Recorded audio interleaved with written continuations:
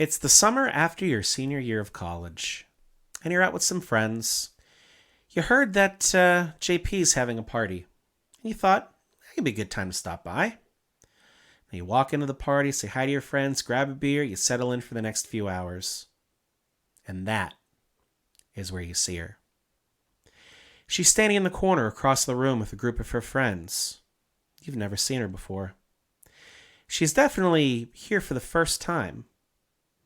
Now you quickly go over to your friend, you check who's hosting and find out, who she is and what's her story.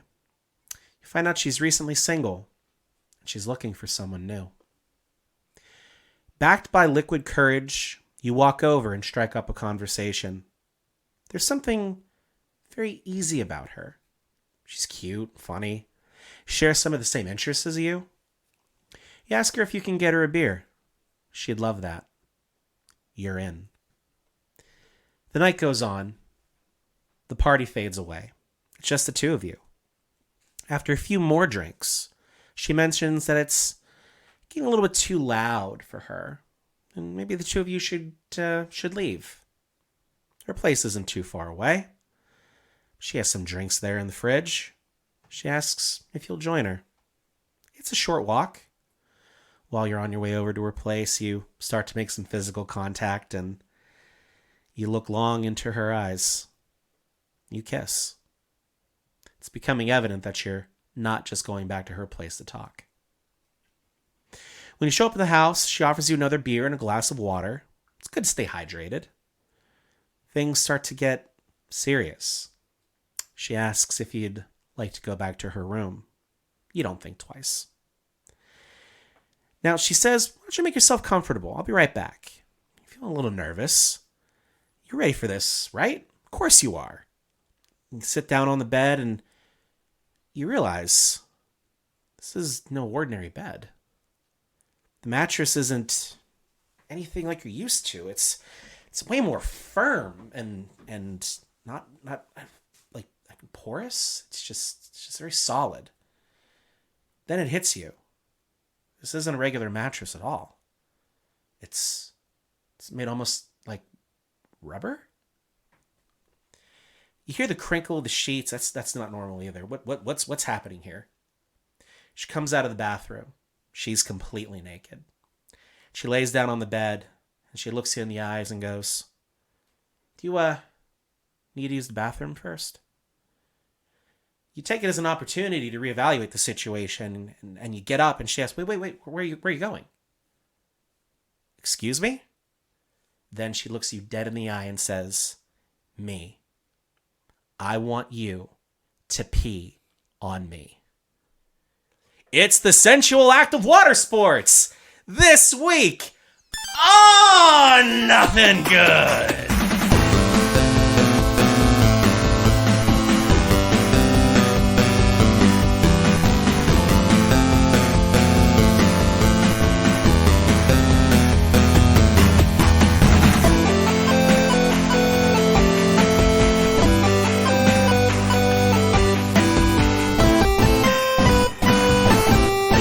Ladies and gentlemen, thank you for enduring and enjoying such a lovely intro by our one and only Dave McDonald. Dave? It seems like the past couple of weeks, these intros keep getting longer and longer, and we're just waiting for the payoff, because Herb and I are looking at each other like, where the fuck is he going with this? And then all of a sudden, chick's getting peed on.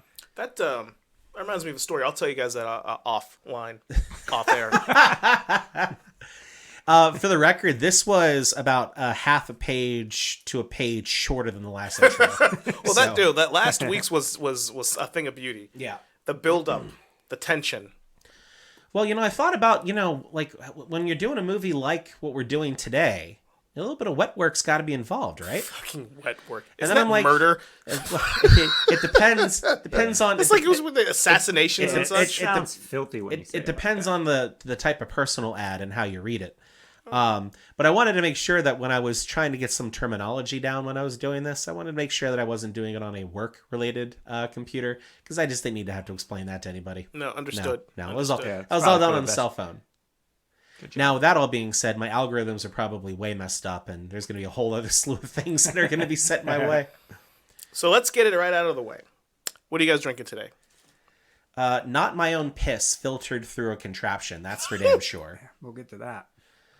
Gentlemen, I'm drinking some General Braddock's. Never heard of it, but it sounds good. It is an IPA.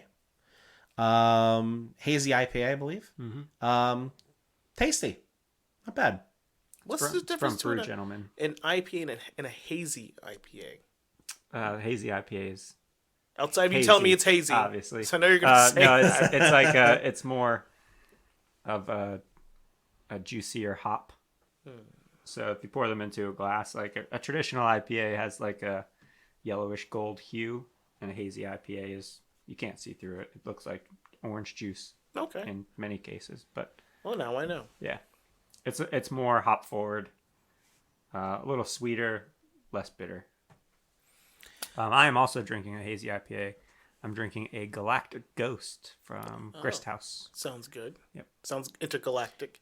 Yeah, it's got a ghost Laboratory. on it. It's pretty dope. We need to have things a little bit less bitter when talking about this movie. Which is why I'm drinking the Windridge Honey Lavender Cider, which your Vandergrift's wife tried a little bit of, and she seemed to enjoy She it. was a fan. Highly recommend. It's very tasty. It'll help offset the bullshit we're about to talk about. Because we're talking about the 1995 flop Waterworld. We sure are. So, Was it a flop, though? yeah, I think technically technically. it was not a flop. It made money. It did. Which is a hell of a thing in itself, considering what the box office, what the budget of this movie ended up being. But we'll get into all that. So, much like the two of you, I'm sure I watched a bunch of things on it. A couple little mini docuseries, documentaries, and trying to get familiar with all the stuff that's going on. Now, obviously, I knew about the issues for years, but I never really did a deep dive into any of it because I didn't care to until we decided we were going to do this. So my approach to this episode is, we can talk about it for sure, but I'm less interested in all the issues, the injuries, the illnesses, the inflated budget, the wasteful nature of how the filming went, and more in like, this movie really is a movie. It's like two movies in one, and I'm more fascinated personally by that. Just how it's like a character piece happening here, but it's also a big budget action film at the same time, and they're fighting each other the entire time. You know, and I think, Jones, when you mentioned it, that I think in that ebb and flow, that tug of war that you're talking about, one aspect of the movie actually, I'm going to be completely honest, it actually exceeds expectations, and that is the action-oriented element of this. There are, God, I hate to say this because this movie is god-awful. There are some elements of this movie that are actually very good. Oh, for sure. This movie is not a total waste from a visual standpoint or from like an action oriented. There's some good cinematography in this movie. There is, you forget what movies used to be like when they're very action oriented, and it's 1990 and it's 1995, so it's all practical. Oh, and the CGI scenes that there were, it's blatantly obvious. They're so bad. They're hard on the eyes. So bad. Yeah. But the practical effects that they did in this are fantastic, and you would never do it that way today anymore. But when you talk about the character development and the actual story and what's going on, it is so bad. Well, see, that's what I'm... Okay, before we even get to that. Yeah. Waterworld is about a world of water. Which they let you know about that before the movie even starts. Mm-hmm. The Universal logo shows up, and it's starts to shift towards the ice caps. Because if you guys know the Universal logo, you've seen it. Yeah. It's the Earth, and then Universal's logo kind of spirals around it like a ring of a planet. And it zooms in to the top, and we see that the ice caps are melting. And you start to see that land is going away. And then we have a narrator who I don't know who the narrator was. I don't know if anybody decided to think it write that matters, down. no. It really didn't, because fuck that guy. Yeah. Decides to kind of kick things off by letting you know, in a world where the polar ice caps have melted, the world is covered in water. They literally felt a need to do that. For a movie that was called Waterworld, they actually thought it was a good idea to set the stage for everybody that, yes, the world is in fact covered. Fuck you. No, Yeah. within the first 10 minutes, Kevin Costner actually refers to this place as Waterworld. Yeah. And it pissed me right off. It's like saying it's the Return of the Jedi happening right now. It's the Star Wars happening. It's like Star Wars. It's the Star Wars. Wait, so General Leia, you're trying to tell me that the Empire is striking back? Yes. And she looks right in the camera and said, yes, Because it's a Star War. the Empire is striking back in the Star Wars. Yeah. He's like, oh, I can't remember what he said. Like, there's no whatever in the water world. I just like went, they have the nerve to just say you don't it. have to tell us. Do they actually call it the We know water that world it's- in this world? Go kiss my Yeah. ass. So, logistically speaking, this was a 1995 summer blockbuster. This is a major As it Hollywood was- tentpole yes. movie. Released by Universal Pictures July 28th, 1995. At the time, it was the most expensive movie ever made, Ever made. which was 175 million, and box office was 264. Jeff, what was the original budget of this movie, if you will? 100, I believe. Yeah. 100 million. It's a lot extra And money. then they fucked up a whole bunch of things. There was a hurricane, which ruined the set, and then a whole bunch of other issues, which we may or may not get into. The film was directed by Kevin Reynolds, who made Red Dawn and Robin Hood, and had a relationship with Kevin Costner, who he brought in as the star and co-producer of Waterworld. So I got to say something here real quick, guys, because our director, Mr. Reynolds, is the director of, and I didn't know this until I was doing some research here, but he is the director of one of my absolute all-time top 10 favorite movies ever made, The Count of Monte Cristo. Jim Caviezel, Guy Pearce, a young Henry Cavill showing up in here, Richard Harris. If you have not seen that movie, go ahead and watch it. It's fan-fucking-tastic from start to finish. And I see some elements from that film in Waterworld, and just in terms of Kevin Reynolds' ability to show scale and scope with the camera, because this is a big movie. And it's challenging to have a big movie when most of your set is just the fucking ocean. Yep. But I want to give him his flowers, because that's one of my top 10 all-time favorites. And I could not believe the same man made this movie. Yeah, and there were a number of writers. There were a number of rewrites. I think the last rewrite was from Joss Whedon. Which I guess didn't go well either. No. And I mentioned Kevin Costner, who plays the Mariner. He doesn't actually have a name. The protagonist is Dennis Hopper, hot off the movie Speed, which was a massive box office success. I mean, he's maybe the go-to villain in movies at that point. Yeah. You know he's not hot off of? The Super Mario Brothers movie. Nobody talks about that. Yeah. I talk about it. We're going to talk about it. I talk about it. Believe me, we're going to talk about it. We got some feelings about that piece of shit movie. He played a giant dragon with a turtle shell on his back. Yep. Except he didn't. Yep. At all. Yeah. That movie. We also have so he played Bowser, right? Yeah. And now in this movie we have Jack Black as a no-name pilot who now plays Bowser. That's right. Comes full circle. Full Yeah. circle. Well, thanks, Waterworld. Thank you for nothing. Didn't Thank you for this. realize the journey he was being set up on back in 1994 in Hawaii. So, like, the opening scene, and the opening scene of the movie is the Mariner drinking his own piss, which is pretty much on par with how it feels to watch the movie. Yeah, and it's interesting because, like, I sat down and started watching it, and I was, like, half paying attention to it. And I was like, I see him drink it, and I was like, wait, didn't he just piss in there?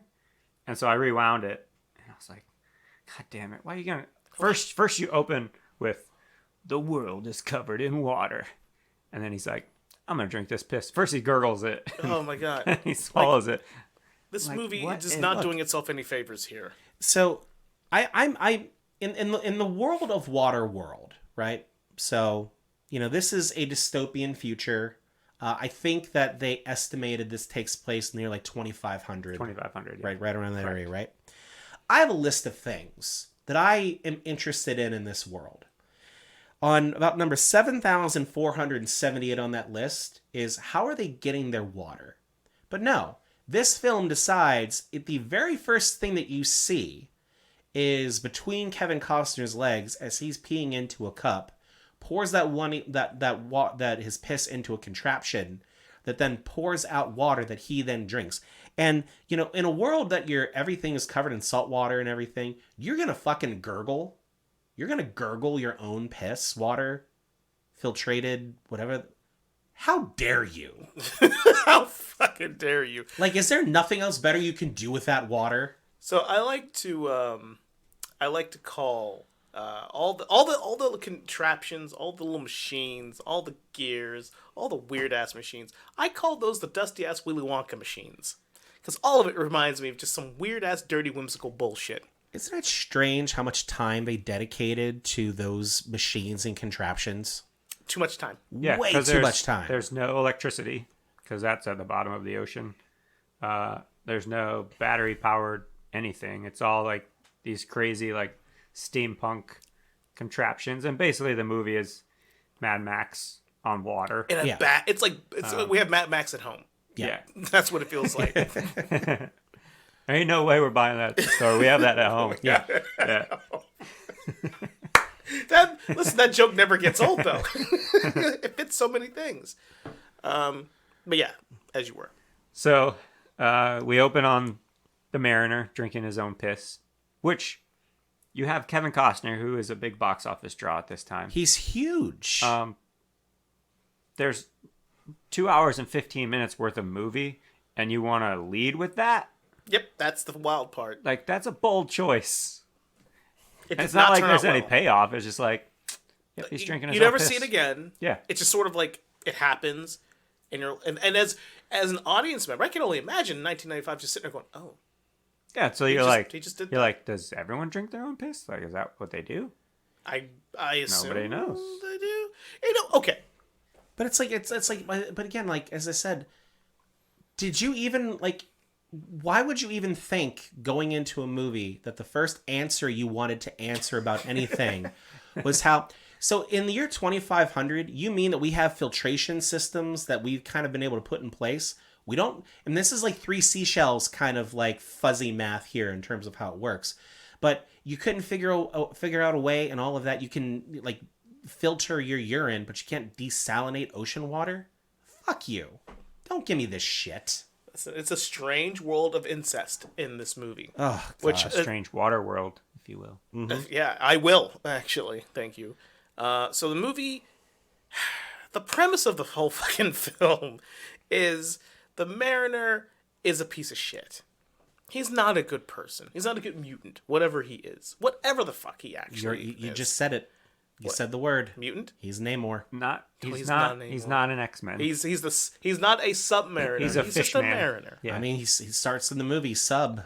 He's water. He's a human with gills and webbed feet. He's a, what do they call him? Mutos? Mutos, yeah. Mutos, god damn it. So the MacGuffin is this kid. What's her name? Enola. Enola. Which is alone spelled backwards. Yes. Fucking clever writers. And she has a tattoo on her back of the location of land, which, okay, cool. So you're telling me, now here's the thing that fucks me up about this film. There are just weird unanswered questions. Just weird, strange unanswered questions. So this little girl she looks like she's probably like 8 years old. Yes. Maybe. Like, let's ballpark it. She's not double digits yet. She might be. She's just stunted for her age, but she's like 8 years old. So she has no recollection of this place, this land. We're jumping the fuck ahead because, Yeah. look, don't even watch this movie. All right. Normally we say, what are you doing listening to this? No, Yeah. don't watch this. No, I mean, listen, when we did Cobra, We said watch this movie for how bad it is, Yeah, I and wouldn't. like laugh at it. I wouldn't I put anyone up to I that. I will not. I remember when he told Stephanie, I'm like, hey, so we're gonna do Waterworld, and she looked me dead in the eyes and she goes, why? And I said, well, because it's a really bad movie. And I'm like, do you want to watch it with me? And she goes, no, no, I'm not gonna watch this with you. And I'm like, oh, it's too bad. I guess I'll just watch it. And she goes, why are you watching it? I was like, I've never actually seen it. Oh, I'm gonna fucking watch this with you. Because she's like, I need to see on your face the disappointment. You never saw never saw Waterworld? it? This was your first experience This is my with first Waterworld? experience watching this fucking Holy movie. shit. I've turned it on TV and watched, like, saw parts of it, like clips, and I'm like, well, I'm not gonna watch this in the middle. It's amazing. But I've Dave. also, How did you avoid it for so long? Because he's a easy smart man. because everybody said it's so fucking bad. Don't watch it. So I was like, okay. Well, I'm not watching it. I have not heard I don't think there's a single person that has ever come to me in my life and said, what are you doing on Saturday? I don't know. I'm not really into plans. You know what you gotta watch? Waterworld. That conversation has never happened in my life. For a So very good reason, I've been yeah. able to avoid You this. could have watched Captain America Civil War one less time and watched Waterworld. You mean Transformers? First off, I will tell you that both of those movies are better than this piece of shit. Oh yeah. Yeah, they definitely are. I'm just saying. So every time that I say that, you guys are just making my argument for me as to why I keep watching that shit over and over and over again. I'm not watching all these terrible movies. I'll just keep watching. Well, I didn't that. realize you'd never seen. No, it this was before. this was my first time Good. actually sitting down. That's a lot. And this 2-hour and 15-minute movie took me about 4.5 hours to watch because it was just such an arduous process to get through it that I just kept falling asleep. And then I'd wake up and I'd realize, and it was 50 minutes into the movie when the girl's talking to him and he's just like, do you ever shut up? I kept falling asleep at that point. I'd wake up and I'd have to go back 10 minutes because I'm like, oh, I might miss something here I want to talk about in the podcast. And then I'd fall right back asleep again. The same And spot. there was a 45-minute period where I just kept watching that same 10 minutes over and over again because I couldn't stay awake. I from it. lived with Mac for half a decade, and I know what Mac looks like when he falls asleep. He fell asleep on the sectional, the wraparound couch, and he does this thing, crosses his arms, slides down, and he will fucking. When he does that, it's Betty by time. Game That over. It's motherfucker, over. no matter what he's watching, motherfucker's out. It is one over. leg up, one leg down. He's out like a fucking light, and that movie will put you out. That movie will put you. I got up and did dishes. I had my headphones on so I could hear it. I got up and started doing dishes because I was so bored with it. Yeah. I'm like, we got to move. We got to stretch.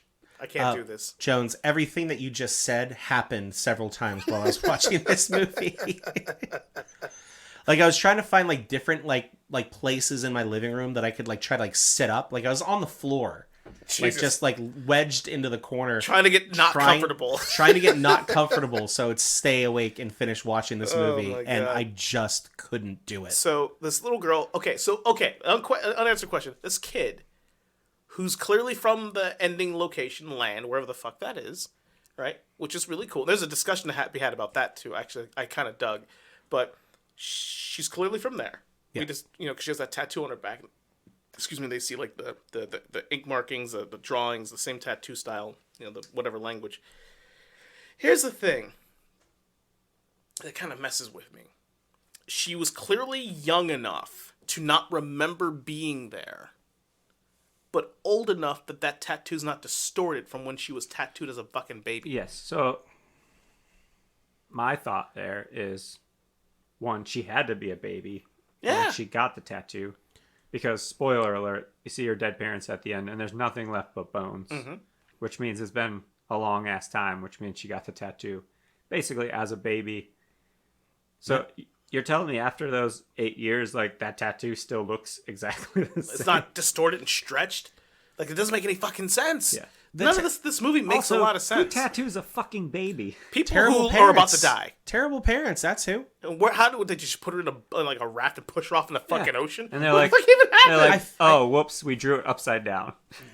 I don't understand. Like, first off, the whole thing about the tattoo itself just pissed me off. They say it's a map, but it's just an it's arrow not. pointed at a mountain. It's a fucking arrow it's pointed at a lazy mountain. as hell. It's like the basic thing that I thought of when I was seeing the tattoo, it's like, this is basically a woman who went on spring break and thought she was getting a Japanese scripture tattoo that says strength, power, and womanhood, and then somebody sees the tattoo that can read Japanese and goes, "Why do you have Mugu Gai Pan tattooed on your lower back?" That's like what this is. But like the thing that makes it even more infuriating is that there's like a group of people that like know all about this tattoo. Like, how? Smokers, man. Whatever that even means, too. Oh, because they're smokers. But I just put that together. Oh, dude, by it the pissed way. me off. I just Where do you clicked. get cigarettes? Oh my god, it pissed. I got questions about where they get a lot of these things. It pissed me Cans off. of spam. It pissed me off because the whole time I'm like, oh, they're called smokers because all of their like vehicles and stuff that they use are run on like gasoline, which also pissed me off because I'm like, where the fuck are they getting gasoline in the year 2500 when everything's been underwater forever? No, it's because they all smoke cigarettes. Yeah. Chain smokers. And I remember looking at the TV and looking at Dennis Hopper and just being angry at him because he did this. This is your fault, He did this to me.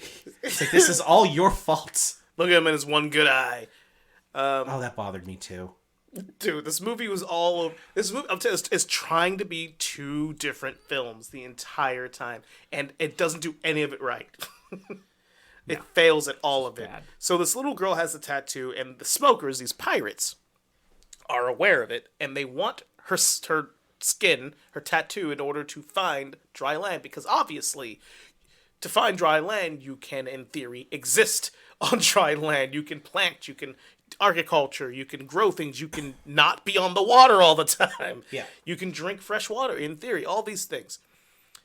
So the mariner arrives to what I like to call the xenophobic, incestuous island of pain and eternity, because those people were fucked up.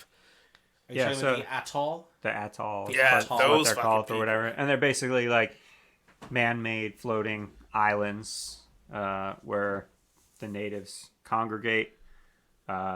People of the sea go there to trade their wares, which is originally why the mariner is headed there to, trade soil or dirt and whatever else in exchange for things they need for their boats and their vehicles and plants and food and all that shit.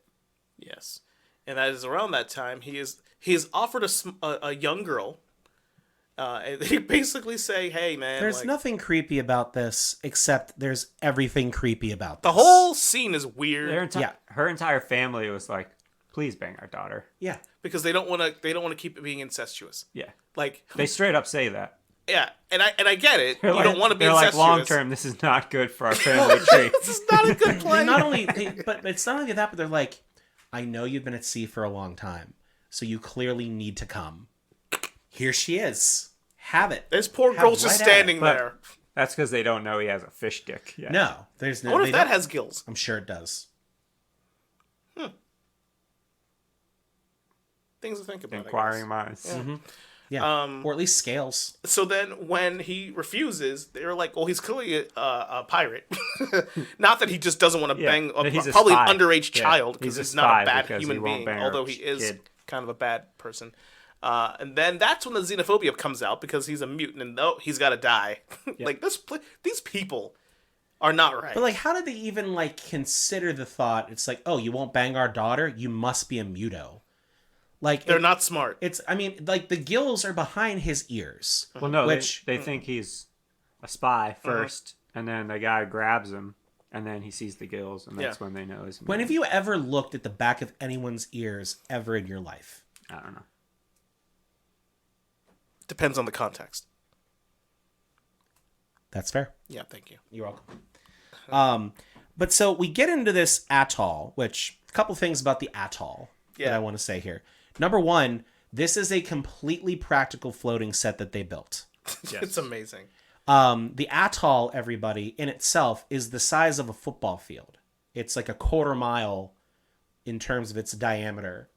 And Built it they built it on the ocean, on the ocean, off an island off an island in Hawaii. Yes. using all the steel that Hawaii had. So much so that they ran out of steel in Hawaii. They've never really recovered. And They are still out of steel. they had to... 30 years later. Still out of steel. They're financially ruined. Yeah. They'll never recover from this. Around the time 1996, you start to see a surge in bamboo usage. Oh my god, I love in and around the island. But they actually had to extend the runway at the airport because they had to fly like different types of planes in from steel from the mainland to finish this thing. Again, everybody, if you want to know how like a $68 million movie becomes a $100 million movie that becomes a $175 million movie, build a football-sized floating island out of real steel. Okay? That's a good way to start. Yeah. I know I said this for our last movie, Cobra, and I said multiple times the audacity of this fucking film, but man, the audacity of this film to exist in the way that it did. So, the other thing that starts to happen when you're on the atoll is, I'm going to keep saying it that way. What a dumb fucking name. Right? It is. What does that even mean? I don't know. But they had to build it big enough so that his boat could fit into it. But you start to get into the things of Waterworld that are different than how like we know them to be. You know, we find out that there is a trading system. We kind of get the trading system initially with that first pirate who steals Kevin Costner's limes. Fuck that guy for stealing his limes, by the way. That's ignorant. You that's don't touch a real man's fucking limes. I'd be pretty salty Not about only it. that, but did you see how he was eating the lime? He was biting into the lime, into the peel like it was a fucking apple. Like the guy's never seen a lime in his life. Because he never had.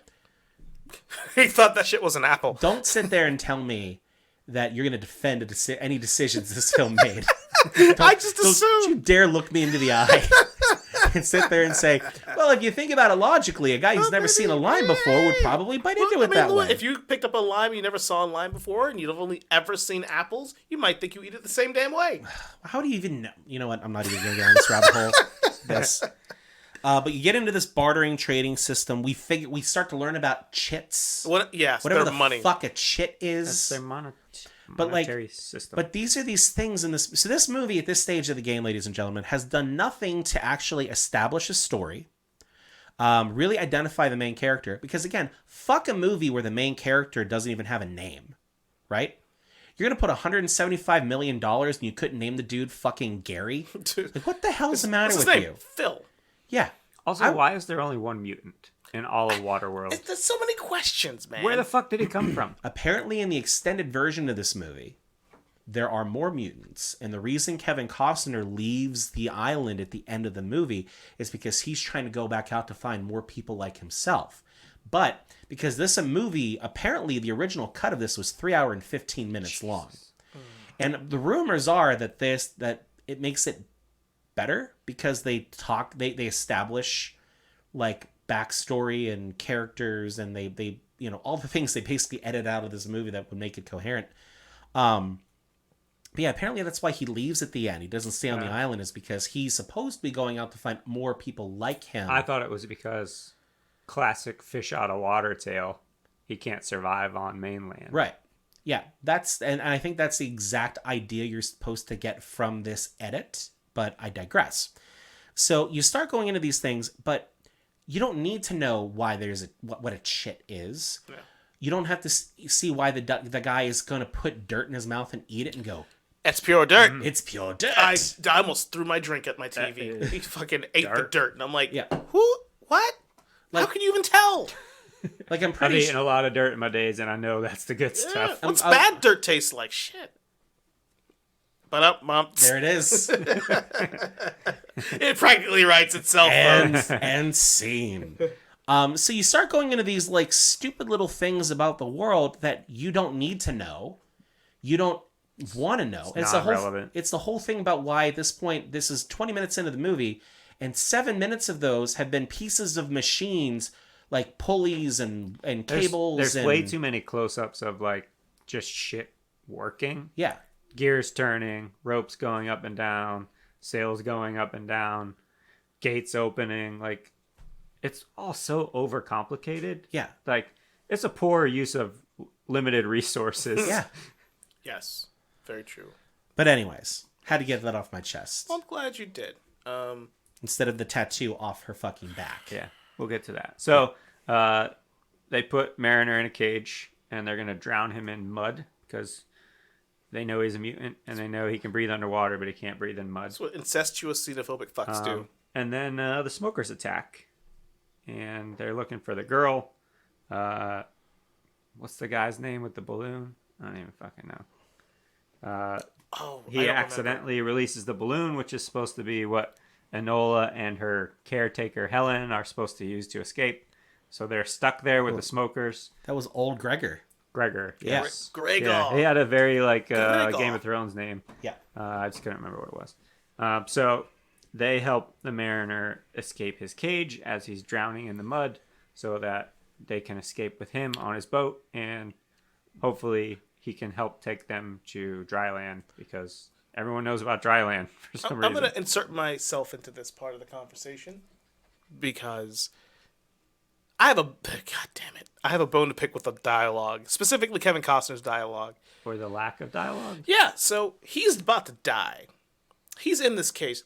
Motherfucker's dead. There's the end of that. Yeah. There's no way out of this. And she's like, hey, if I free you, will you take us to dry land, take us with you? He just goes, sure. Sure. He knows there's no dry land. Yeah. He's He's like, like, yep, sure. whatever you want. No Yeah. emotion, no nothing, brother. You're about to die. Give me I will absolutely do that. Sure. And that is the Mariner right there. Almost everything he says and does is muted, slow, prodding, awkward, almost forced. But here's the thing. Kevin Costner's eating this shit up. This is like his jam, man. Because he wanted, and according to what I've read, and I'm sure you guys can corroborate this, he wanted a character-driven story about the Mariner. That's what he wanted. The director, the studio, everybody else wanted a big-budget Hollywood action film. That is, this man wanted Dance with Wolves on water. This is what he wanted. That's why the Mariner is so what he is. Like, the whole point of it. And it's like it's two different films. Like, it's interesting that you said earlier, several minutes ago, at the beginning of the episode, that you felt like the action part's the part that worked, but the character-driven stuff didn't work. I maintain it's weird, but I feel like now, having watched this now for a third time in my life, and the final time for that matter, I feel like the character-driven stuff, there's more to it than I remembered. And the action stuff, well, although it's fine, the set pieces are fine, it's big, it's ambitious, it's boisterous, but the Mariner, I was far more interested, and was unsatisfied with, but far more interested in who he was, why he was, than anything else. And I think that if he was afforded the ability to have full control, for better or worse, hopefully the movie would have been a far better film. So from some of the things that I read, apparently he basically took the set over anyway. So like when you have a movie like this, and it could potentially be a mega franchise. I mean, this movie could have spawned a sequel. Thank God it did. Oh, thank God it didn't. And you got Kevin Costner, who's off of Dances with Wolves, off of Robin Hood, off of The Bodyguard, off of Wyatt Earp, which didn't do very well, but it's still Kevin Costner playing Wyatt Earp, right? So, you're, as a cast and crew, put in difficult situations to make this movie practically.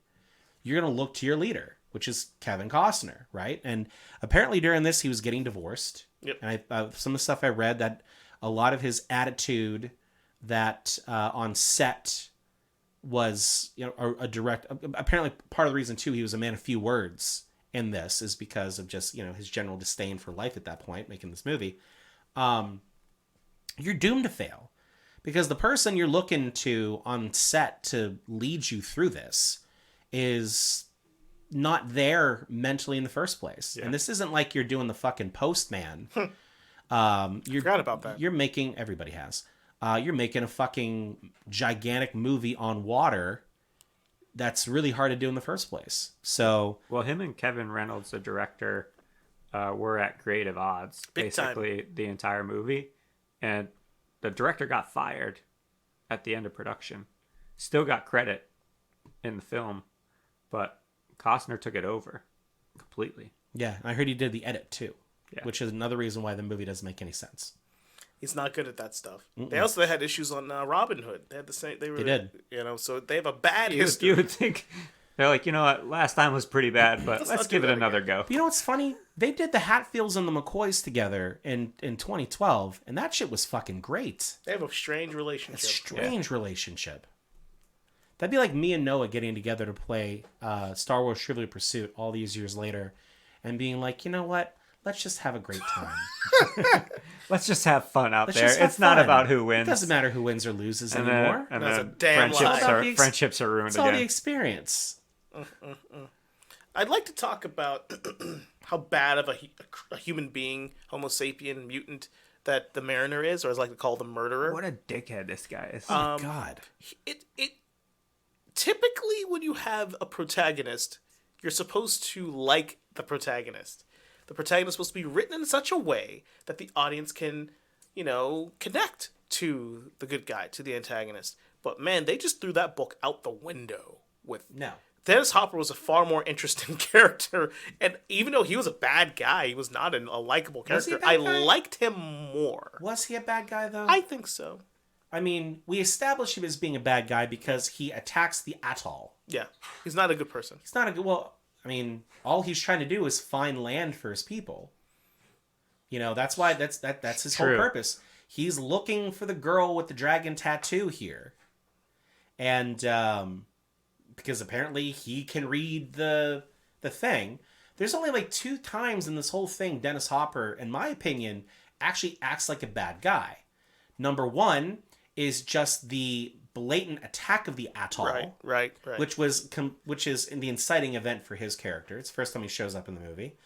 And then, like, at the end of the movie, when he's like, oh, we'll just have them start rowing and, we don't find it, who cares? They're just going to be distracted. Anyway. But other than that, like, he's trying to get food for his people. He's making sure everybody's got adequate cigarettes. Oh, man. Because, Aside from the looting and the murdering, he was a great guy. Yeah, that's it. Also, another character with no actual name. He's just referred to as the Deacon. Yes. Yeah. but the Mariner, like I said, is an actual piece of shit. And he has 0 redeeming attributes or qualities as a character. until the end where he goes to save Enola, and that's it. I think the idea is like, if you're a kid of the 90s and you're watching this summer blockbuster action flick, you're like, that guy looks like a badass because I don't know any better. But then, like, you get to know him, you're like, this guy's a fucking piece of shit. He's verbally, emotionally abusive to these 2 girls, these 2 women, a woman and a young girl. He's physically abusive, borderline, grips Borderline, he fucking hits her with an oar. Oh yeah, he does strike her hard does. in the head. Knocks her out. Like, my man, but then he just breaks them slowly. Yeah. It's like straight up like How last week we talked about how Roman Reigns treats the Usos? Yeah. It's like that's Pretty much. Oh my that's God! the Mariner Oh my God. with Helen and Wait, Olo- are you trying to tell me Enola. that the tribal chief is based off of the Mariner from 1995's Waterworld? quite possibly. Could be. He's a great heel. I mean, could you imagine if that's Roman Reigns' favorite movie? I wouldn't be surprised. He's like, I have Pacific Islander, heritage and everything like that. Fucking love this movie. Yeah, big Waterworld guy. Big Waterworld guy.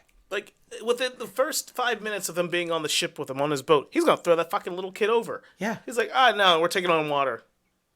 One of us is going. Only one of you are going to land with me. He's gonna fucking kill her. She's like, thanks for saving us. You want to fuck now? And he's like, I'm not interested in that. She's like, well, you're still going to take us, right? And he's like, sure. And then he drops a fucking sail on her and then hits her in the head with an oar while the kid's watching. And he just like looks at her and goes, "What you gonna do about it?" He's like, So- shut up. Don't talk to me. So I found this an interesting tidbit about that scene, right? So Jean Triplehorn, who plays Helen, she's the female lead in the movie, not Enola's mom. We find out later on, but she has appeared nude before Waterworld and has appeared nude after Waterworld, but did not appear nude in Waterworld.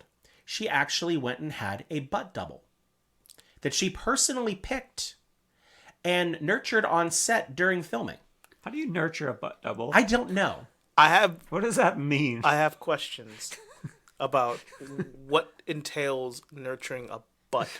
I I mean, mean, let me I mean, rephrase granted. that. I know how to nurture a butt, all right, but I'm sure you do, Jones. but I don't know how. Imagine if there was a double G. If it's like having a fluffer on set, except you have to nurture the butt and the butt double. I Man. feel like there might be tufts involved. There has to be. That's coming up, by the way. butt We still tufts. have time to We're make gonna a trip bring to this shit up Michigan. every week. Given that we're living in a water world with no razors, apparently, like how is her asshole not bushy? Oh, it's tufty like a motherfucker. Oh, there has to be. It's I mean, like But when you see her standing there nude and her ass, I mean, she has a great ass. Don't get me it wrong. wasn't even her ass. I Yeah. know. that's true.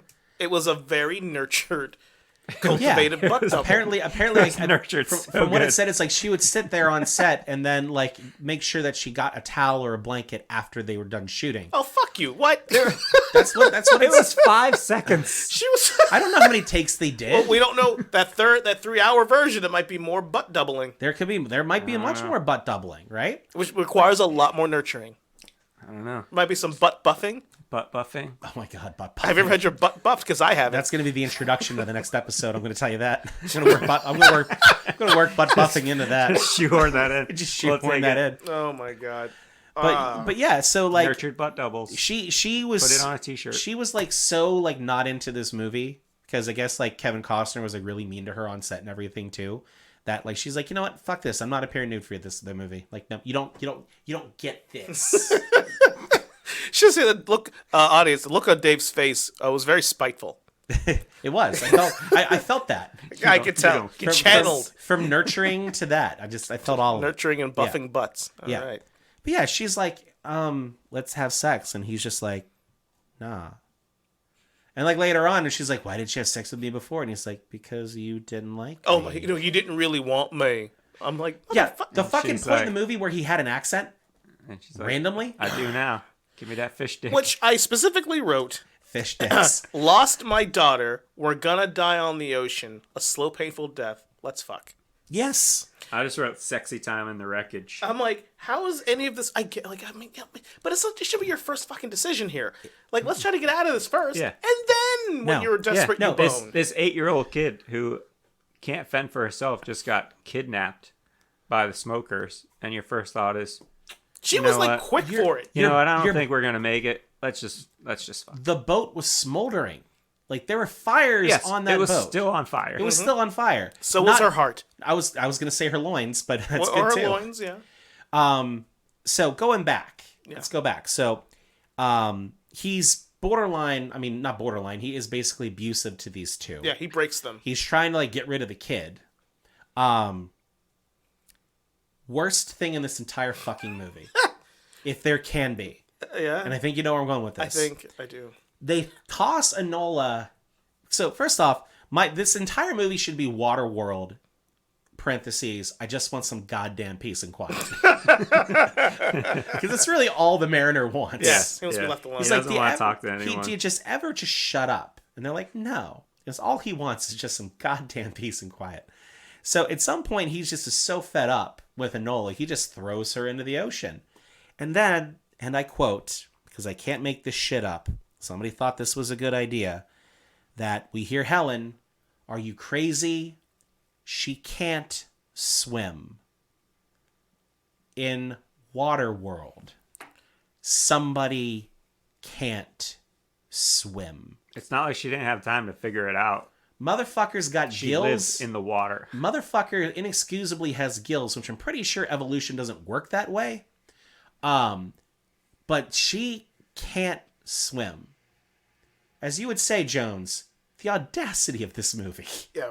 Look, maybe because she's a land lover. Maybe she just it didn't come second nature. You know, maybe I don't know how that works, but yeah, Maybe she just didn't want to get her tattoo wet. It's a sick tattoo. it might run. Well, their spray tans would definitely run. We talk about how dirty some of these people are in the water world. Yeah, there's Yes. no dirt. They There's live in some the dirt. fucking water. They were eating it.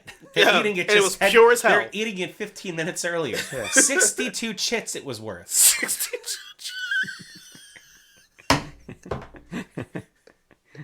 I didn't know what that mean? What's the equivalent to that? It doesn't matter. She's It's like, worth I want 62 chits. And he okay. said, and then he looks him dead in the eye and he Want goes, double it. And then the dude's like, and he looks over at his boss, and the boss is like, yeah, do it. Yeah, and they're like, how much for the tomato plant? Half your chits. Like, well, that always And was he's just 62 like, chits. he has just like he just has a bucket of chits, and he's just like, oh, this What looks were like those about chits? half. We're like, Nobody knows. what does What this did we, mean? I looked at them, but I didn't look at them. What are they? Did you guys get a good look at chits? no. They look like big fake coins. Like, the only thing I thought of was, like, do you guys remember in Game of Thrones Oh when my they did, God. like, the new selection for the new head of the wall, the new supreme commander of the I'm not Night's sure where Watch? you're going with this. Oh, yeah. They No, were dropping the things. so they had like Oh, these yeah, yeah. token things that they put on those cylinders. Like one was round, one was square, one was triangle. Those were fucking chits. That made more Every sense time we to say me. chits, I feel like we're saying shits. Every time. It felt that way watching the movie. I felt like I had to get up a few times because it made So me you had want to take a the movie shit. made me want to chit. I have to take a chit. So, but yeah, so yeah, that pure dirt was worth 124 chits. Yes. But yeah, so just fucking tosses her in the water, and she's like, "Oh no, she can't swim." I literally paused the movie. Like, thank God this was free and I didn't pay for this. Paused the movie, went upstairs, went to the bathroom, went into the kitchen. Take a chit. Oh, yeah, I definitely took a chit. No, just to refill my water bottle. But I like There it. it is. Went back into the kitchen, grabbed a snack, sat down for a minute, and like, do I really want to continue with this? Because motherfucker can't swim. Well, All right. there's got to be somebody in the water world who can't swim, and it happens Yeah, to be the the girl. with ones that can't tat- swim are all dead. Because that's called natural selection. That's a fair point. But yeah, he tried to murder her. Yeah. Failed, thankfully, because he had a moment where you're like, well, I guess I don't want her to die because she's my friend. But he didn't jump in to get them. No, he he just just- turned the boat he around. pulled around. And He he's did turn like, the boat he's around. like, if I'm gonna ride over the top of you, but if you grab on, that's on you. If you don't, that's also on you. He was totally cool with He him just didn't kind offer of to help in any way. Didn't slow down either. Like, she had one shot. That was lose yourself before lose yourself. She got one shot. Do not miss your chance to float. Shit. So eventually, they go to the underwater world, the underwater water world, a city, because Helen is like, "Yo, do you even know where land is?" And he goes, "I'll show you where the land is, Well, there's baby." a few things before that. Oh, so well, is it important? the boat gets attacked by Jack Black in an airplane. That's Yeah, right. it does. Uh, And then it gets all fucked up. and then Helen tries to take the plane down and wrecks the whole boat. Right.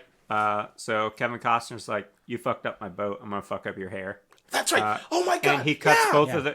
both her and the kid's hair with a machete. What is wrong with this with dude? a full machete. Because they He's like, "That'll teach you to touch my shit." because the reason that they threw that he threw her over the barge, like threw into the water in the first place, Enola, was because she said, "You should get a haircut," and he's like, "I'll show you a haircut." Like, what a horrible Yeah. being. So Nothing makes sense here. yeah, so that happens. So then they carry on with their journey. Then they come upon what I describe as the Weekend at Bernie's trap, Oh my god. which the smokers, there's like a treehouse, a floating treehouse in the ocean. And apparently there's people who live on it, but the smokers show up, murder all the people, and then there's a lot of rope play in There's this a movie. lot of marionette action. Uh, going You on say there. there's a lot of rope play? A lot of rope play. I don't think I've ever heard anybody say that so- before. In this episode so far, Rope as play. Jeff's daughter walks through the room here, we've got rope play and water sports. So Jesus. So the smokers basically rig all of the dead bodies up as marionettes, like puppets in fucking Home Alone. yeah. and Because it's Weekend very at Bernie's. common. Yeah. You guys can't see this on the podcast, but I've got like a limp wrist going on here, and that's basically how they were waving, because that's a common way to wave to people. Yeah, and they're like, "Oh, look, those people want to talk to us," and so the mariner goes below deck because apparently he has an underwater periscope or whatever, and he sees that there's jet skis that are rigged underwater. It's a big elaborate trap to try to get the girl. Luckily, they get away, and then an argument ensues about what dry land really is, And Yes. so then we get to the shitty CGI scene that is so bad, where the Mariner decides to take Helen underwater so she can see the sunken world below Yeah. via some sort of bubble balloon thing, so she can breathe underwater. You forgot the part where they came across the drifter. I was really yes. avoiding that Yeah. because that was a weird scene. I just wrote the trade goes awry. He basically tries to goes awry. You know what? Let's just leave it at that. Moving I'll on. leave it casual like that. He offers Helen up, Helen and her body up in exchange for paper. For 30 minutes. For 30 minutes of sexy fun time. And then he changes his mind and murders the guy. That was a whole thing. Steals all of his shit. My man was acting his ass off for this role. He wanted another role. He wanted a part in the sequel somehow, some way. That whole sequence was weird and uncomfortable. It didn't make you couldn't. So that was Kim Coates who plays the drifter. You have seen He's Kim. been in so many things. He's in so many things. Everybody, you've seen him. He's in Black Hawk Down. He's one. I mean, that's a bad movie to kind of quote because basically everybody's in Black Hawk Down. He's in the movie Goon. He's basically like the head coach in Goon. He does some stuff in Sons of Anarchy. A lot of TV shows and stuff. But you'd recognize him if you saw him. But this is one of his early roles, and he does his best to act the shit out of this role. Can't understand a goddamn thing he's saying. He's got a lot of screen time. He has a lot of screen time. Actually, and in that There's more dialogue than Kevin Costner. that's had gonna to say do. he says more in his screen time than Kevin Costner says the entire film. So it gets real. It gets real weird. It gets real rapey. He wants 45 minutes with the kid, and he was like, "No, 30 minutes with this woman here that I won't fuck, but you can have her." And then he's like, "You know what? No, I changed my mind." And then they get into a machete fight, but this is why I point this out, because again, you could take this entire scene out of the movie, and there's nothing different from this movie. This is completely useless scene, but they probably spent a lot of money on it, which is why they probably left it in. But like after that happens, the Mariner has a complete about face with Helen and Enola, where the next morning, like Helen wakes up and she can't find him, and the Mariner is swimming with Enola in the ocean. Yes. And I'm like, what in the actual fuck made him like warm up to them? All that. I was gonna let you go to Pound Town, and then I had a change of heart. And now I'm going to be nice to you, even though I'm still going to be physically abusive to you and push you over and throw you around and everything. But there's nets and ropes, so it's okay. No, there was no actual inciting event that would make him change his mind about that. The 3-hour version, man. That's where it's in. Jesus it's in there somewhere. There's like a half hour of stuff that happened after that ending scene where they sit and they talk and they bond or something. If you had to put a gun to my head and said, you got one of two options, you're going to watch the extended version of Cobra, or we're going to add 45 minutes to Waterworld, you choose. I'm going to fucking watch Cobra. Sorry. Same. Yeah. Plus, that version of Cobra is X-rated, right? Yeah. Because that's the important part here, folks. Yeah. So that whole thing happens, then all of a sudden the Mariner is like on board with them. But again, it didn't make any sense because you don't know, because you make a great point about this too, Jones. This is an overarching problem with the movie, of many, is that you don't know the Mariner's motivation. You have no idea why he is the way he is. So there's an interesting character study about a guy who spends somewhere in 2 there. years at sea by himself interacting with nobody. Why does he do that? Did he lose his family? Where did he come from? Why is he the way he is? Why is he a man of few words? Why the fuck does he have gills? At no point Does he have gills on his dick? they could have just left in the film. This is who I like the idea. Okay, they wanted to keep the mystery, and I get it. I do truly get it. It's kind of cool. Like you never really know, but it'd have been cooler. Closure would have been nice. Just some details. Hey, you don't have to give me much. Just like my people are all dead. That's all I gotta Just say. enough, yeah. Literally, leave it at that. They all died. How? I don't remember. Right. Well, that's a mystery upon a mystery. Okay. and then we're good. We'll tackle that in Waterworld 2. Yeah, we're the gonna search tackle for more dirt. Okay. So we get to the treehouse. The whole thing happens in the treehouse. One thing you point out that we didn't mention here, he gets shot. Yeah. The Mariner gets shot. Doesn't really sell it. And then literally 5 minutes of screen time later, same day, actual time in the movie, we're going to show her the world under the water. After getting shot. He's a mutant. He's not fucking Wolverine. Maybe he is. He's no Wolverine. Maybe he bleeds differently. I mean, clearly he does. Yeah, because- clearly he does. because it was like running down his back and then down the boat into the water. Yeah. He just doesn't sell it. He's just like, it's cool. Like, we also watched Cocaine Bear this last week, and that fucking bear spit the bullets out after it got shot. Allie and I finally watched that the other day. Yeah. Like last week. Wow. Yeah, it's worth talking about in maybe a future episode of this podcast. Yeah, I saw it's on Peacock, right? Yeah, yeah. So I'll probably watch it this weekend. Yeah. Yeah. Buckle up for that one. It's something. It's something. I enjoyed it. It was fun. Yeah, I enjoyed It it. was not what I expected. No, definitely way different than I thought too. But that bear fucking spits bullets out at people. Like, at least you could have had the Mariner, like, spit out a fucking bullet in the shape of a trident after it went through him or something. No, he just takes it and goes about his day. Yeah. So they swim down to the bottom, they come back up, and the smokers are there, and they wreck the ship, burn it down, kidnap Enola, and leave the Mariner and Helen to die, Slash- which leads to fucking time, slash fuck. as we just talked about. Makes no sense. Were you guys hoping for nipple chomping like I was? No, it's not the 80s. Yeah. Well, okay. Now, even in the 90s. 2500s, do they nipple chew?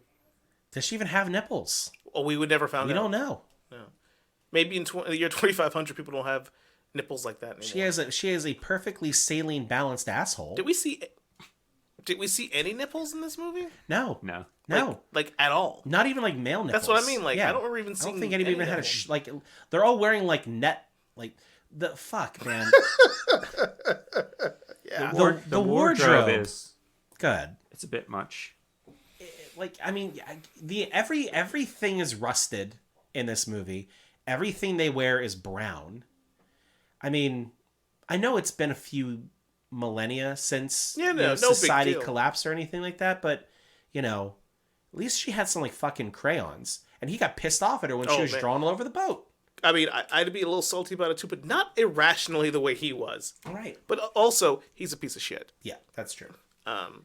So this movie goes. So they bone because that's what you do when tragedy happens. Emotion is high. You're gonna break out into song. You're gonna break out into sexual intercourse. You're gonna break out the condoms. Yep. Do they have condoms? Oh, in of the course Waterworld? not. Of course not. What are what are they gonna- What kind of a filtration device are they using for that? Nothing. Oh my god. There's just STDs everywhere. Shit. They ever thought about that? No. She has the herp now. That's probably why he didn't bone. She has Indonesian fish herpes now. There's no way that his cash and prizes. Jesus Christ. Let's give that a 1 minute to roll over. Look that up on the internet. Let that marinate. Indonesian fish herpes. That's damn The right. mariner was marinating. There's no way it doesn't smell like fish down there for him. No way. Dude, there's no one everybody's breath that smell like death. Yeah. Pure death. No, because he gargled with his own piss. Oh, I'm sorry. Salty death. There. What do you want me to... Get it right. I'm sorry. Yeah. So that happens. They come to terms with, hey, they're gonna die.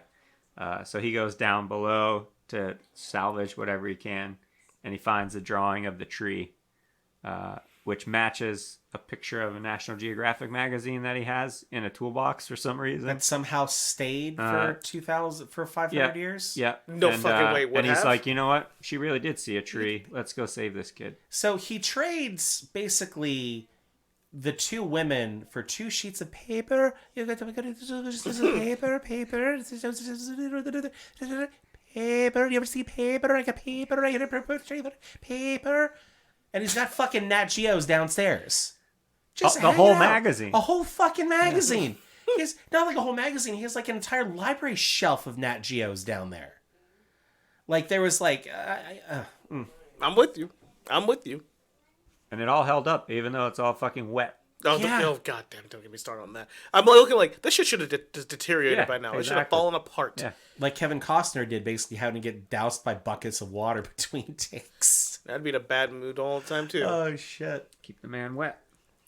So Gregor shows up in the balloon Somehow he's just been alive all this just fucking randomly. time. Gregor reminded me of the dude from The Mummy Returns, like the guy that they go to fly in the blimp to kind of get to the. Just the dude magically shows up with a zeppelin. You ever notice every time this fucker shows up, it's super. He just creeps up on you. Yeah. That thing makes no noise. You can't hear anything coming your way. He's above them. Like, it's not going to cast a shadow on the No. fucking ocean. I feel I'm sure he was there for a while and saw some He things. watched some fuck. He saw some Yeah, things. absolutely. He saw some things thangin' for a while. I'm sure he was up there fapping. Yeah, I'm sure he was too. Like he's like Kevin Costner is sitting there and he's like, why am I getting like so hitting him in the face? He's like, what is going on here? And doesn't even look up to see Gregor just with his pants down around his Gregor ankles, Gregoring now. everywhere. with his belt around his neck, just sitting up there like this. Jesus Christ, David.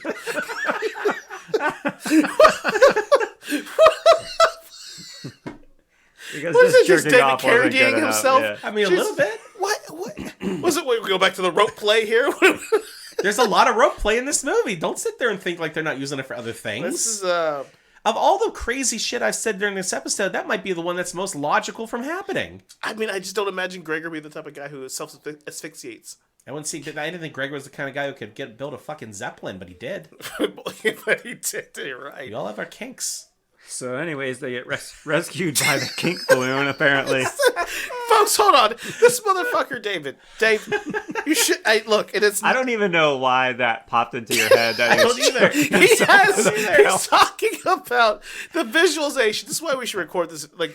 He's got like an invisible fucking belt around his neck, and he's pulling it. Jesus, Dave. That's what fucked me up. The visual that he pantomimed the damn thing in front of us. I did. And I got that visual the rest of my life now, so thank you. you While go. saying he was fapping. Yeah. So they're talking about going to rescue Enola. The people who survived that first atoll or whatever the fuck you want to call it attack are all on this fucking balloon, which clearly doesn't look big enough for as many people that are on there. But they're all like, oh no, fuck, we ain't going. Like, we ain't going up against the smokers. So he's like, the mariner's like, oh, I'll fucking do it myself. And then cut to the next scene and he's on a jet ski. Where the fuck did he get it? Nobody knows. They were on another smaller atoll. Like, they just started building another one. Out of what? From what? Steel from Hawaii, Nobody duh. fucking made it out of there. So, this is probably my favorite scene in the whole movie. Or sequence, rather. If I have a favorite, which I have to have one. And it's not because it's good. It's because it reminds me of something else. Make me go, well, okay. The scene where Enola is being held captive and she's talking about the Mariner and how badass he is, and there's shots of him, strangling, splinter celling, Sam Fishering motherfuckers in the shadows. It was that whole scene was very well done because she's like narrating Yeah, how much of a badass he is while there's a montage of him murdering people. Even though she has no basis for that. Oh, she knows nothing. She's never seen him kill people. Listen, 3.5 hour version, man. You never know just the what rape we part. All she missed. knows is that he's been trying to kill her. That means he's a cold-blooded There killer. he goes. But I remember even as the first time I saw it, it reminded me, and it's still to this day, and it still gives that same vibe.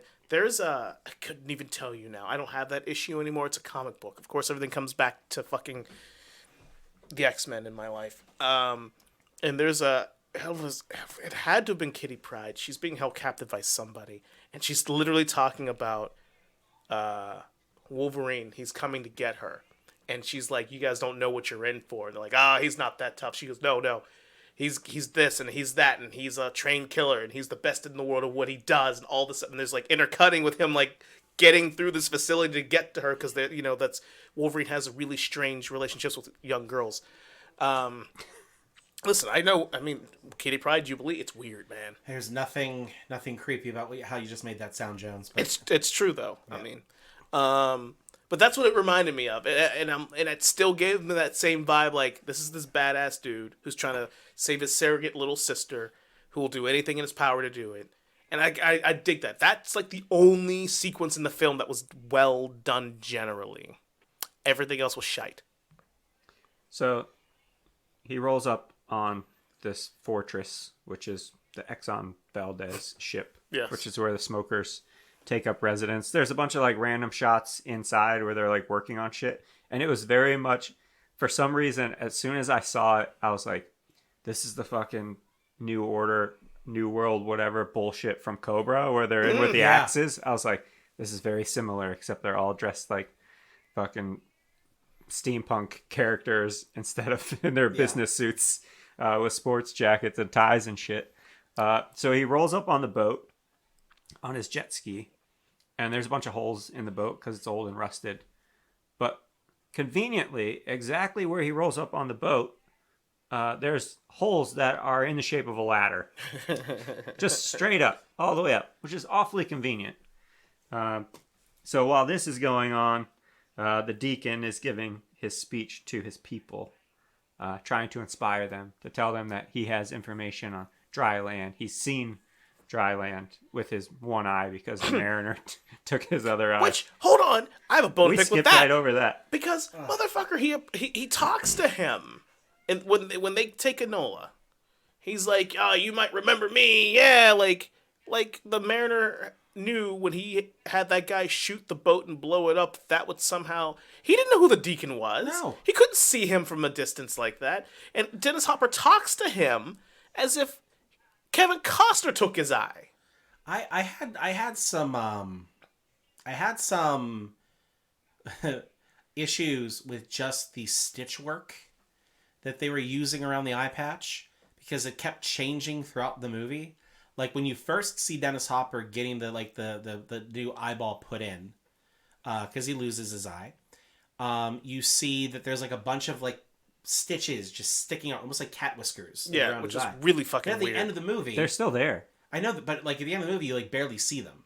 Yeah. And I don't think that they like went in. I just think they just said, this is where we're going to save on the budget. Because it was like 8 months between the two. Yeah. Just put the eye patch on. They forgot how it looked. looked. Going to give a shit. This isn't like Nick Fury where we have to worry if the scar's still there. Speaking of not giving a shit, I don't know if you guys noticed this, but I had to pause it, rewind it, watch it back, pause it, rewind it again to make sure I wasn't losing my goddamn mind.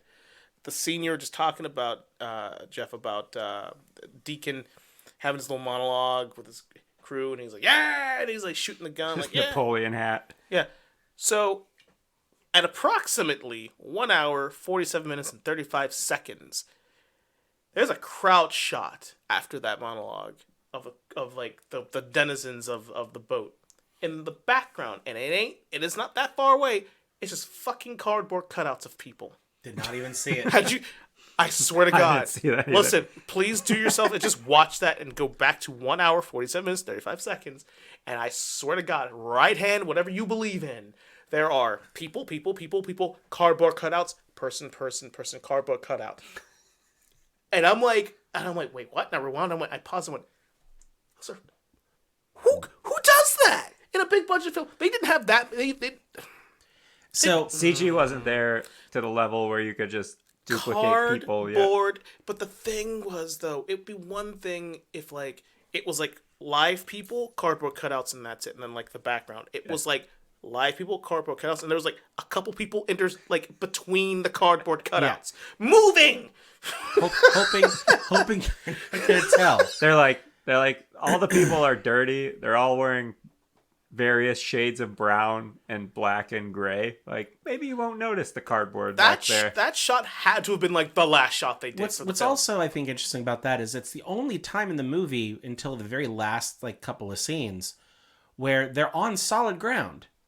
Like this is the part of the movie where you could probably easily convince people from the state of Hawaii to show up for a couple of days and do some wide shots and everything and call it a day. But no. I almost took a picture of it in to show you, but I'm like, there's no way they don't see this. There's no way. I'll be damned. I'm telling you, it's real life. That is an amazing. I've never seen that before. I've seen it before in a baseball movie. I want to say it was like maybe one of the major leagues or something. There's a scene where you can kind of clearly tell they've got some cardboard people in the stands interspliced with regular people to hope to fill in the seats, right? Yeah. But there were a lot of problems in this movie with extras. A couple extras almost drowned. There were a lot of people that got sick.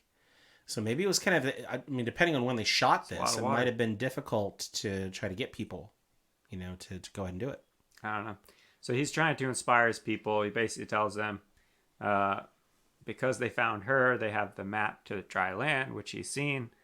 So he sends them all below deck to start rowing this giant fucking oil tanker. The Exxon Valdez. With just regular old oars. Yeah. And so the people make their way down while the mariner makes his way up and is just murdering people along the way. At one point, he kills someone with a jet ski, which is a unique kill shot, if you will. He finally gets up there, and they have their first face-to-face talk. Like this whole sequence was very like Mel Gibson and Braveheart. Like that after the scene in Braveheart when Mel Gibson realized he was betrayed by Robert the Bruce. Then he goes on like a solo killing spree where he's like emerging from the shadows and killing people. That's how the Mariner was in this. Yeah. Just emerging from the shadows, killing people, and then going back into the shadows. Yes. So when I was watching this scene, I immediately saw Dennis Hopper just playing the same character he was in Speed. Yeah. Because he's basically giving the same speech, the same monologue that he gave to Keanu Reeves. Yeah. He's giving to fucking Kevin Costner. And the kid's like, see, I fucking told you he was going to come. And so what does he call him? A turd that just won't flush. Yeah. A freaking retard. Because they would have any idea what a toilet was in 2500. Good point. It was just like, the dialogue was so bad. It was actively not good. It was so And bad. it was delivered even worse. You could try to deliver dialogue on purpose bad. Like they're and two not come up A-list with it. actors. Yeah. And I don't know if it was just shitty writing or what it was, but Yeah. It was so actively poorly terrible. executed. So, one of the last things I really want to mention about the main story is how the Mariner blew up the ship and killed lots of people. Pipe bomb. How are flares still holding up 500 years in It's the not as future? many people as you think now that we know it was half cardboard cutouts. Yeah, A bunch of true. cardboard. So it's only cutouts. half as True. bad. Like, were there children on this boat? Like, what? I would assume. He just said, "I'm going to kill everybody." But then again, he was cool with killing that little girl, no problem in the in the beginning of the movie. But Now he's he going to just murder them all to just save drops her. it down and says everybody's going to die. Well, how about like when they were talking about cutting the tattoo off of Enola? It's like, well, the way that it's angled, like if we cut it out here, we can kind of stretch it out and get the full. I'm like, what are you getting the full of anything of anyway? Like, what are you talking about? How are you going to cut the tattoo off and then stretch it over something and see anything different than what you're currently seeing? People are stupid in 2500. God. Apparently, all they had to do was figure out how to tell the difference between north and south. Yeah. No, Because Easy they were fix. all going south. no And then paper. they're like, oh, it's just upside down. You don't have paper. You don't have no paper. You were all about the paper, aren't you? Turn it around. Paper. Just turn it around. Yeah. So yeah, pipe bomb. And then there's a whole plane scene where the deacon attempts to escape with Enola on a plane. And the Mariner has a grappling hook Bungee cord, something. and is able to take the plane down. Were you like, on guys the as runway mad as he's about the to plane take as them. I was? I Like, have the a- fact that I- there's a working plane in the future really pissed me off. I mean, Hey. it didn't anger me, but it was confusing. Are there still mechanics that know how to work on a plane, at a tire fleet of jet skis? How do they have enough fuel? Where do they get batteries? How do they have so many fucking bullets? There's no manufacturing facilities. Well, did you see that there was that thing when he was using like the 4 Gatling gun kind of things that they kept picking the bolt casings and Yeah. were putting them back in, like it was just going to continue shooting? Yeah, that's not how science works. Movie magic, baby. In movie this magic. movie, it does.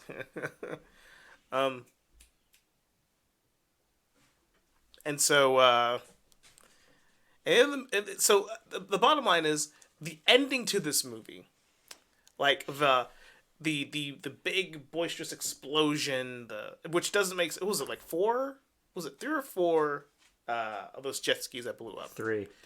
That's not the explosion that they would make. No, they're very small. Like, They would basically just bump into each other and then just go. There'd be some nose down. fire, there may be some smoke. Yeah. But it would not be a megaton explosion the way it was. And they should not have survived that explosion because they were directly above it. Yeah. Which doesn't make any sense. Fire goes up when it explodes. So, like... Not in Waterworld. Nothing makes sense in Waterworld. Is there fire in Waterworld? There's a lot of fire in Waterworld. Everything's wet. That was my other thing about when they like set fire to his boat. I'm like, this is a metal fucking boat. How are you gonna burn it? Like metal just doesn't usually catch on fire. There's Not typically. And there's water. Just do this. Just splash it. Just splash it.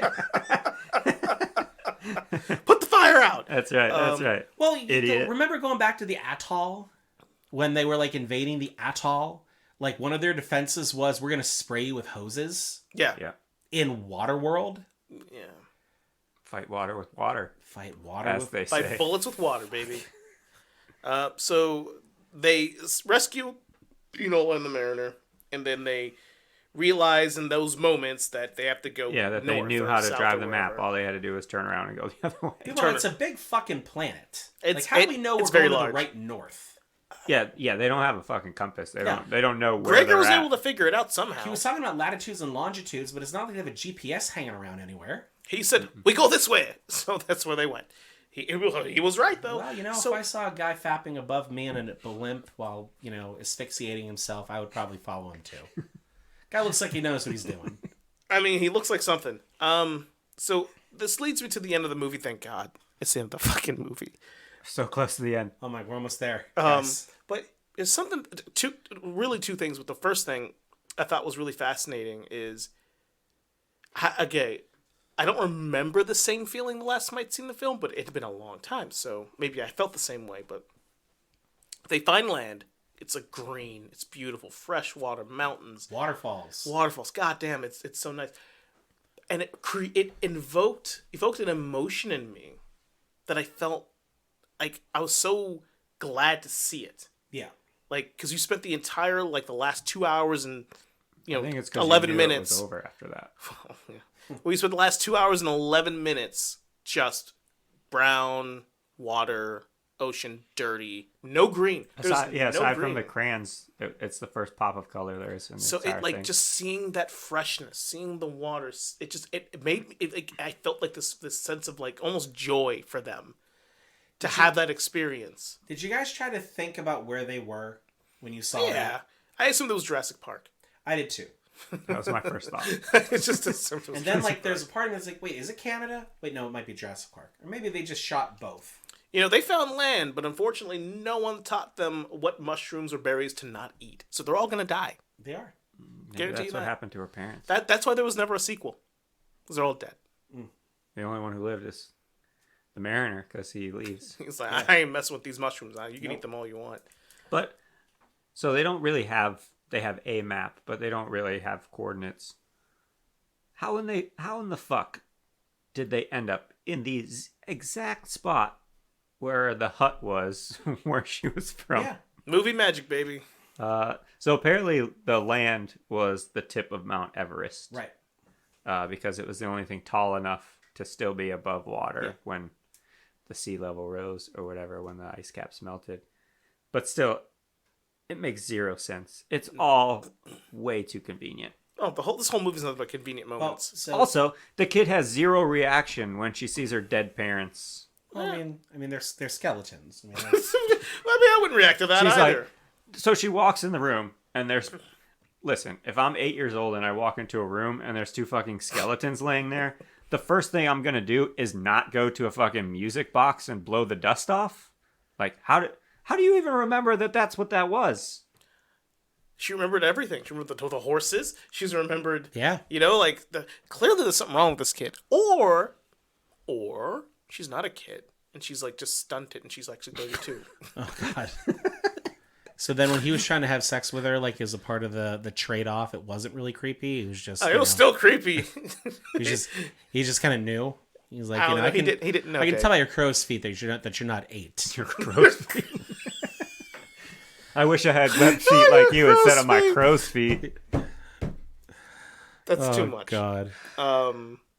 Yeah, but this movie was an experience, and then you know you got the Mariner who apparently it was like watching a wild animal trying to be tamed a little bit, trying to be domesticated. He could not handle this. It was overwhelming. Like, even for as subtle as it was so overwhelming for him that he's like, fuck this, I'm going back in the water. Like, that was the best acting he did the whole movie. Yeah. He's got gills and flippers. He doesn't belong up there.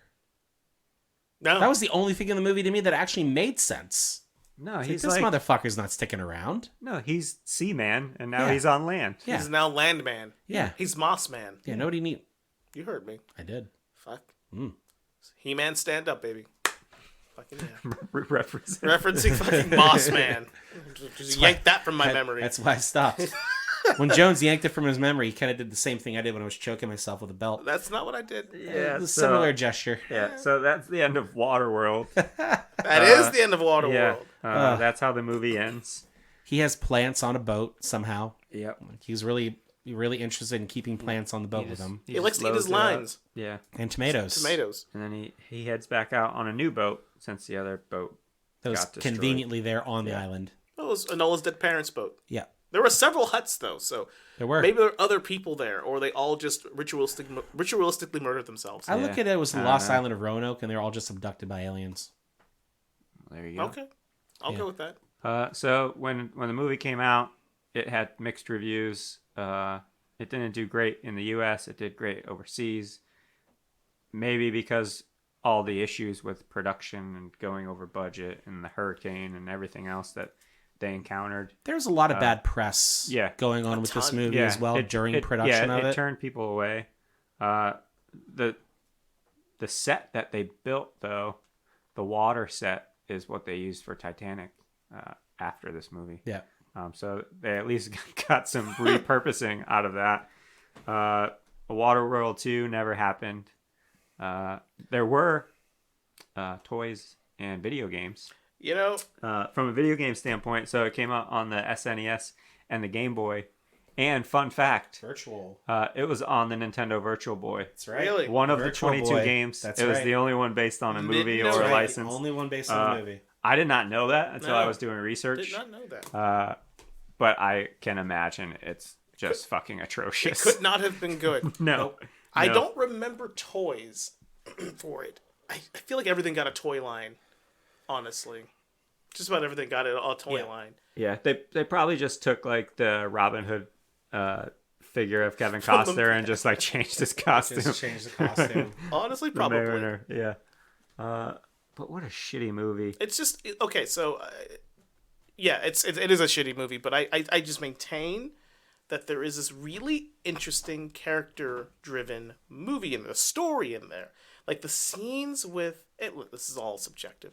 Like the scenes with the Mariner being the Mariner. Like if you just stripped a lot of the action out and just made the movie about this journey and him and these girls, and he's not quite as abusive, and you get to explore him and his backstory and them trying to find dry land. There's some it is interesting. I maintain this would have been a better book. Honestly, Yeah, it would have been a better book. It was. It's an original screenplay, so it wasn't based on anything.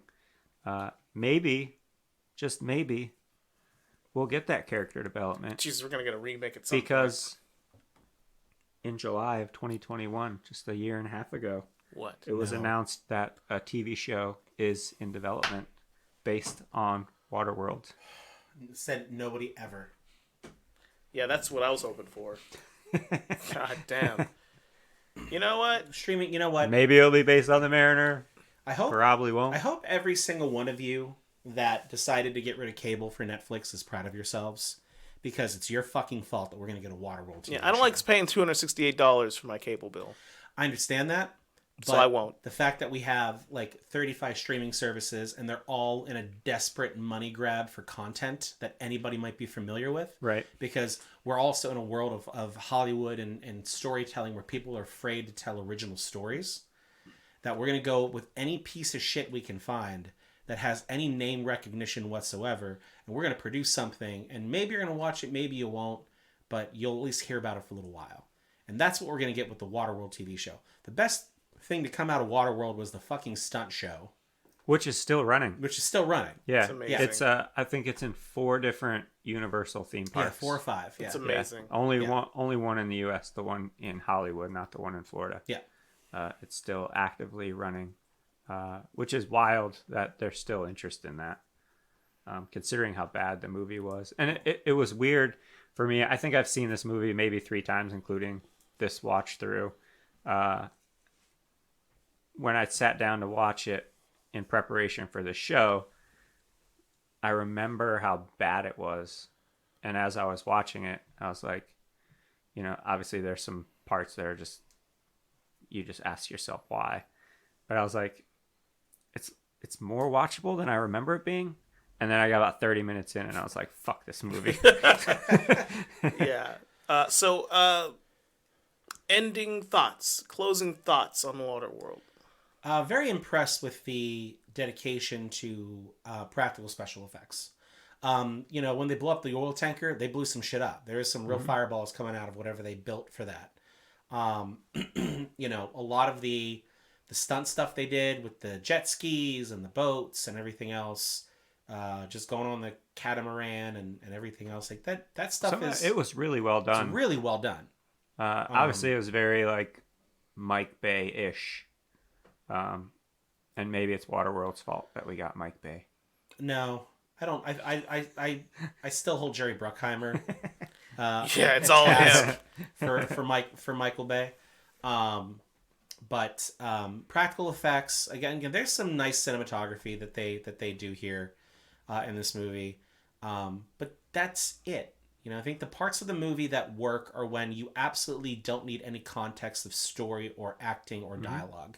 Yeah, the visuals are fairly drab, but still effective considering it's a fucking water world. Yeah, not to mention... It's what you would envision it to be if that's what it was. Yeah, not to mention that they filmed this in Hawaii. Yeah. And everything they had to do filming this, you only point the camera in so many directions because there's land in Hawaii. There's islands behind you, yeah. So a lot of times they had to pull the sets out into the middle of the ocean to be able to kind of do this, and they can only shoot even at that point. You only have 270 degrees that you can kind of shoot. So, credit to them for at least those elements of the dedication to trying to make this work. Because I think they said that the shooting schedule of this over more than doubled for filming this movie. Because again, they didn't realize they didn't when they picked Hawaii, they didn't exactly do any weather reports to realize that at come 4 or 5 o'clock that the winds were 40 miles an hour and the waves were 20 feet, and they just had to stop filming. So credit to these dedication of trying to create the illusion that this might have been a good movie somewhere once sometime. What would it be like if it was made today instead of then? Because obviously you would shoot the whole thing with CGI the whole damn in a thing. soundstage, in a pool soundstage. Yeah, it'd all be a tank in Atlanta with green screen around it. So be cheaper. It would, and then the boats in it, nothing would really have to move. Chris Pine would be in it. He'd be the mariner. Oh, yeah.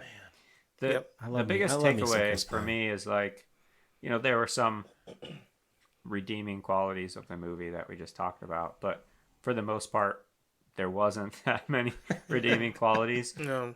And the fact that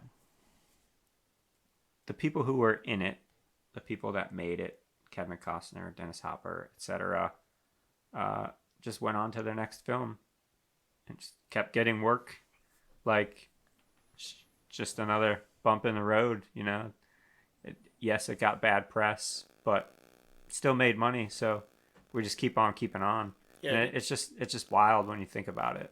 If you look at Dennis Hopper's his filmography, it ain't great. There's a lot of gems, but there's a lot of shit ass movies that you've never heard of or ever seen. You will never watch. I think the longer you're in Hollywood, I think that's always going to be the case because, you know, you got to get work. I mean, You know, I don't know if I'd say that. I mean, I don't know how accurate that is. I mean, for some, yes, but I mean, like, I know I could cherry pick anybody and say, what about this one?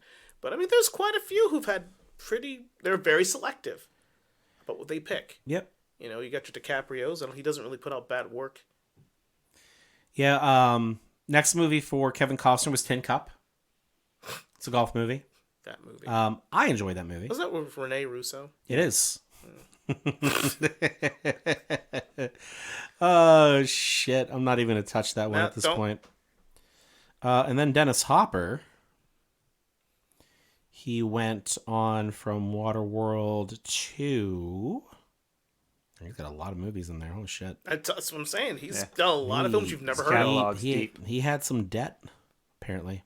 A lot of money. He went to a movie called Carried Away.